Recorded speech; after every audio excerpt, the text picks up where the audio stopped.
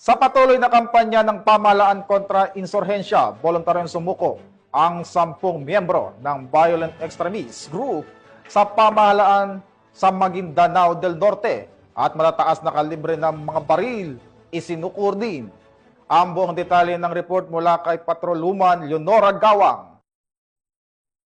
Balikloob sa pamahalaan ang 10 miyembro ng violent extremist group, bit-bit ang kanilang matataas na kalibre ng armas sa Maguindanao del Norte nito lamang ikaunang araw ng Desyembre taong kasalukuyan, na isa katuparan ng pagsuko ng mga former violent extremist group dahil sa inisyatiba at pagsusumikap ng PNP at 6th Mechanized Battalion.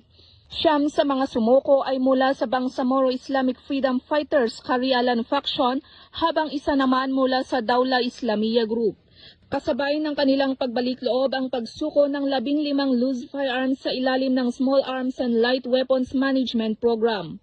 Ang pagbalik-loob ng mga dating miyembro ng violent extremist group ay isang patunay ng matagumpay na pagsisikap at pagtutulungan ng PNP, kasundaluhan at lokal na pamahalaan na nagpapakita ng epektibong implementasyon ng mga programa ng pamahalaan na maibalik sa pamayanan at mabigyan ng pangalawang pagkakataon ang mga dating lumalaban sa gobyerno upang maging produktibong miyembro ng pamayanan kapiling ang kanilang pamilya at mahal sa buhay.